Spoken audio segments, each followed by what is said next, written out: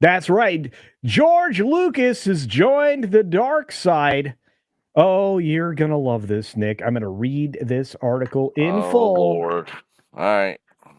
George Lucas backs Disney board and CEO Bob Iger. That's right. Amid the proxy fight, creating magic is not for amateurs. So the filmmaker who sold out to the quote unquote white slavers in 2012 is media company's largest individual shareholder. So Star Wars mastermind George Lucas, largest individual shareholder, has come out with a statement. Okay, this is important to note. A statement supporting Disney's board and CEO Bob Iger urging the Mouse House investors to reject bids by two activist investor groups. Well, there's three of them, but Value Act is a whole other problem we'll get to another time. So, creating magic is not for amateurs, Lucas said in a statement released Tuesday.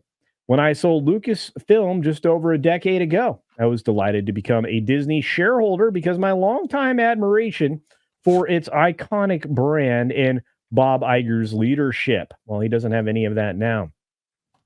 When Bob recently returned to the company during a difficult time, I was relieved. No one knows Disney better.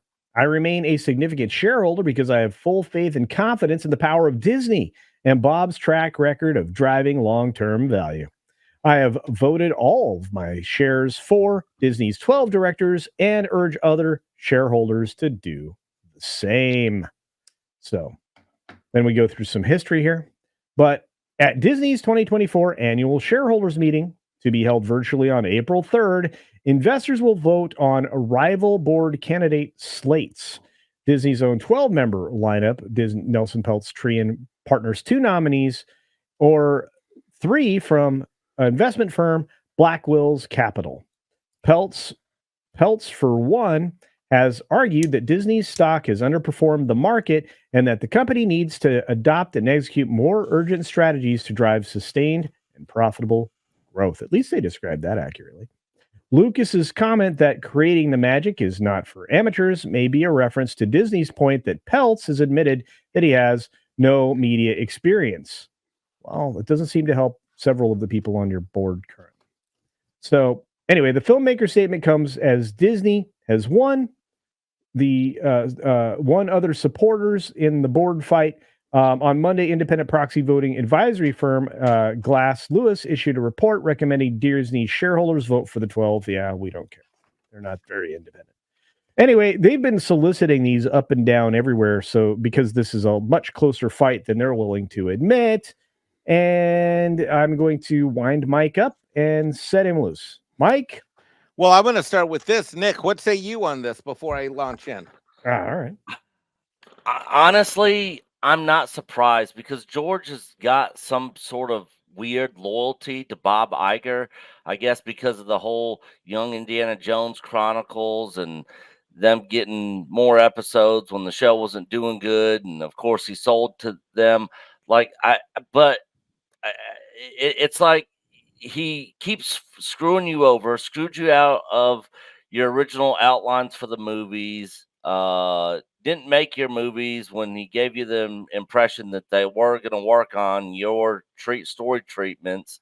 And he's just like he continues to be loyal to him for some weird reason. I don't know why. It doesn't make any sense to me. But George Lucas is out of his mind. Uh, I don't know how anybody could back Iger at this point at all. But for some weird reason, he's got some sort of loyalty to Iger, and I don't know why. So surely the Young Indiana Jones Chronicles can't be the only reason he's remaining loyal to Iger. But that's really the only thing I can think of. It's just weird. But it's not all that surprising either at the same time. So I don't know. Iger needs to get out of there. I was hoping George would, with the way Star Wars has been managed and stuff, he would kind of team up with Peltz and Elon Musk and kind of get behind them. But apparently, I guess he's not. and I don't think anybody should listen to anything he is saying as far as backing them. They should do the opposite of what George Lucas is saying. All right. Well, you're I do way have more. to run soon. Do you want me Oh, to go first, Mikey? Yes, or- oh yeah, please go go. ahead. Go. Oh, that's right. You got to set up the next show. And Tom, I'll be there. Yeah. I got a 7:30 Zoom, but I'll be done by 8, so I can be there in about an hour. Go ahead. Okay.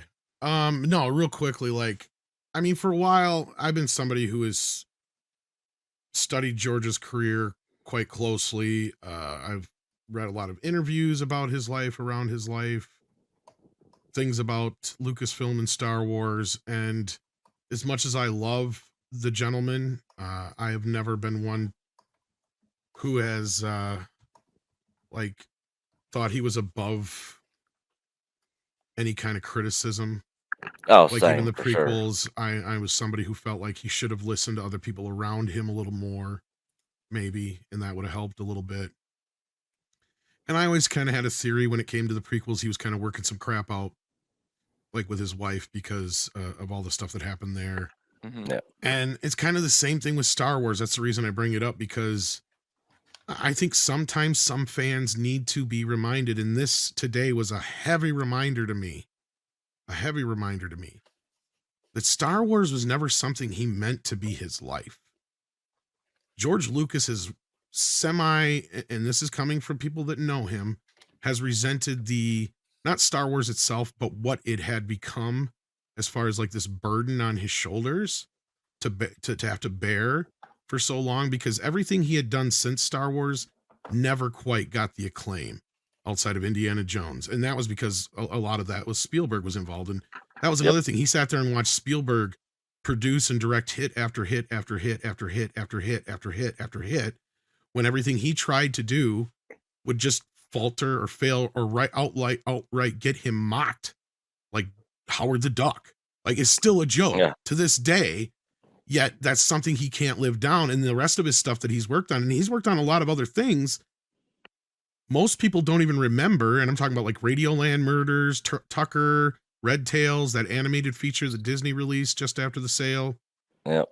The only other films that he's worked on that had any kind of resonance after Star Wars other than Indiana Jones was Willow, which to him was a disappointment because it didn't sell any toys. So that's why he never, he wanted to make a trilogy of that, and he just never did, because to him it wasn't worth it.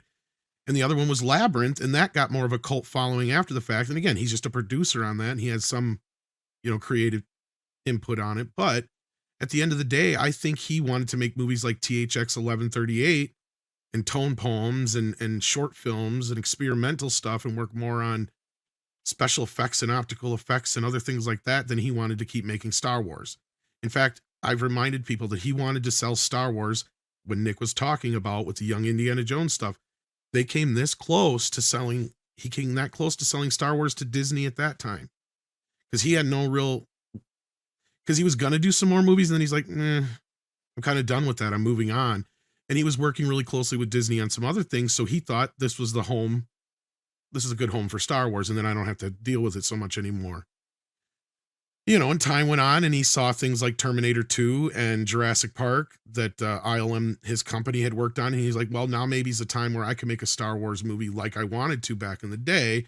And he experimented by doing the special editions, and that got him in the groove of wanting to do the prequels again, which were something he was never going to do initially for a while. He had backed off all that stuff. He initially had 9 movies in mind. So then when, Disney comes along again. Bob Iger's now the president of Disney and not just a part of ABC anymore. And this possibility of selling Star Wars is on the table again. If you go by the book, he was resistant to certain things, but not as resistant until he found out that he wasn't going to be involved in any way creatively, right? That to him seemed like it bothered him more than anything. And that, he wanted them to take his scripts, whether or not or his story treatments, whether they used them or not, that was important to him. But at the end of the day, they just didn't want to use them.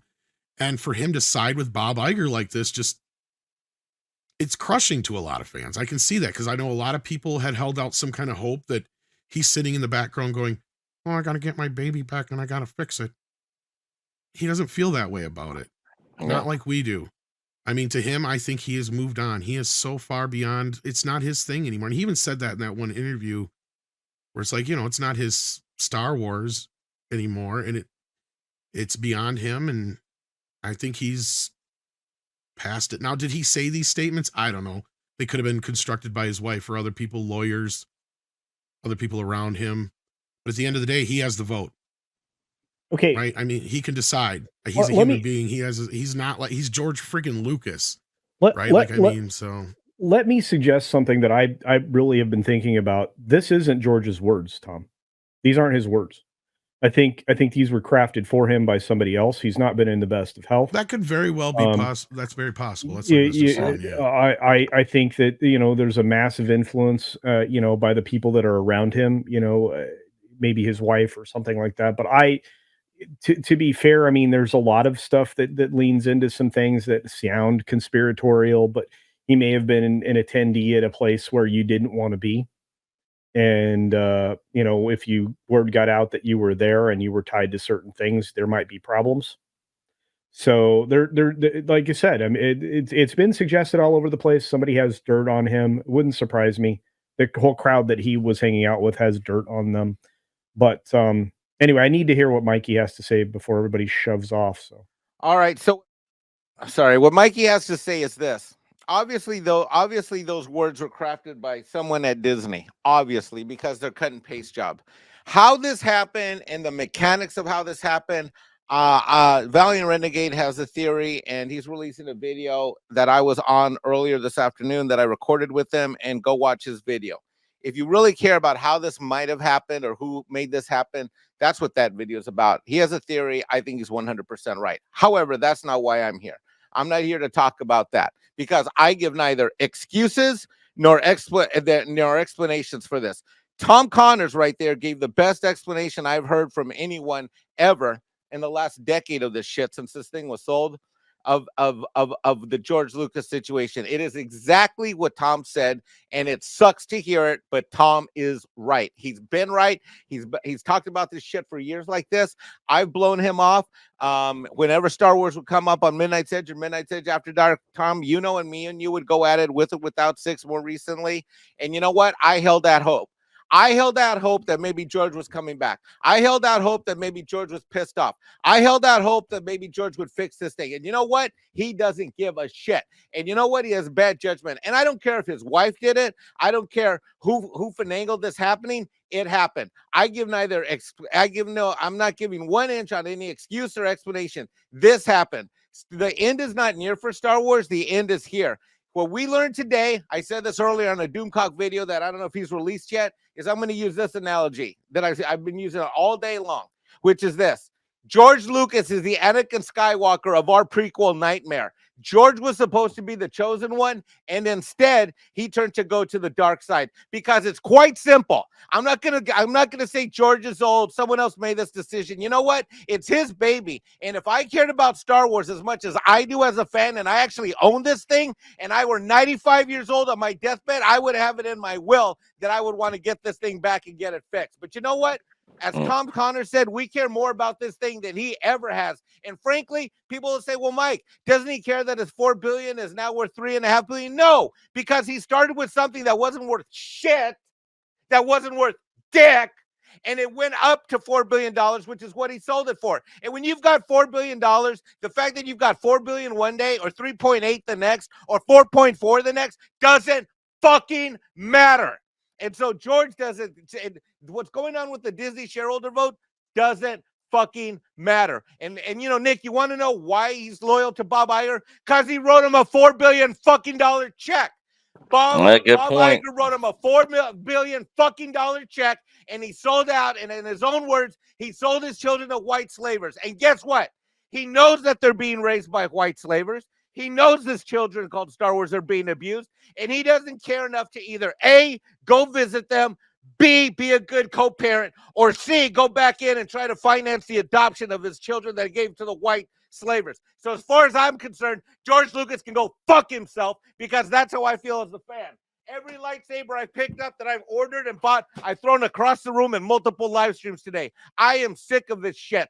I'm sick of caring. And you know what? I held out hope. And today is when that hope ends for me. And that's tough because as much as I might rant on various channels, I am a lover of fandom. I am a hardcore fandom lover of Star Wars and always have been since I was a little kid. But on this day, Star Wars is dead to me. And George put the final nail in my coffin. So he can go fuck himself. And I don't give a shit who put this together for him, because all that tells me is that he has shitty ass decisions, from the shitty ass producer called KK that he left in charge of the studio to the shitty ass wife that probably finagled this to make it happen behind the scenes with Iger. I don't care. Go watch Valiant Renegade's video. Join Tom Connors on Midnight's Edge After Dark, where I'll probably do part 2 of this thing once I have some water and coffee after the sun goes down. Or a shot of tequila. Wow. All right. Well, Mike, there you go. Look, to me, the Star Wars is never it's never beyond recovery. I have always Yes, it is. Yes, it is. What, are you going Right. to sit here and have an argument with me like Script Doctor saying it's recoverable? Bullshit. It's in the Well, hands of woke wanksters. It's Mike. in the hand. It's in the head of woke wanksters. It's in the hand of of people that don't give a shit about what Star Wars meant to all of us. And frankly, they don't give a shit about us as fans. You and I both know that they redesigned the entire park because they didn't want people over 50 to go and spend their money there. Bullshit. It is beyond repair. It's beyond dead. And here's worse yet. It is in the hands of people that hate us. They hate white guys and they hate people like us that have our values. Under the current regime. Oh, so Yeah, who's going to I- walk in and write a check for $180 billion to buy Disney? Let me tell you this. Oh, I voted nobody. all 200 of my shares already, and I know it's going to be a bloodbath. And this whole theory about like, oh, it's really close, and that's why Pelt is doing this. Bullshit. It's going to be a bloodbath. It is going to be an absolute slaughter against me, Pelt, and all of us that voted this way. And the reason why is because Bob doesn't even want one person on this board because he's got something to hide. It's going to be an absolute bloodbath. Now, I think Peltz will come back around for a second swing at the bat, at the plate. I think he might get pissed off and do a shareholder lawsuit, but that day is not today. And the worst thing that could have happened is the news that we got. All wind is out of the sails. How do you expect the average person that owns 5, 10, 15, 20 shares of stock? That's not me. And that's not any of the 1,000 people watching Nate's show right now. What do you think the average person who owns Disney stock and is a Star Wars fan going to think when they hear that George Lucas is for Bob Iger and his board? What do you think? You think they're going to be as smart as you, Culture? No. You think they're going to be as smart as Nate? Never. You think they're going to be as smart as Nick or me or Tom or anybody else in this fandom that cares about Star Wars? No, because they are normies. And when they hear George Lucas is in favor of Bob Iger and his board, guess what? Battle all but over. Wow. Well, thanks for inviting me on the show. But no, you know, thanks. when you invite warning, when you invite Mexican Iron Man on the show because I'm not a YouTuber, you don't know what you're gonna get. Hey, life is a box of chocolates, and I just got like raisins in mine, but it's fine. I'm just kidding you, Mikey. I loved it. Great rant. But we'll go on to say this. Lucasfilm's been telling a lot of fibs. It was a subject we were going to cover, but we're not going to get to it.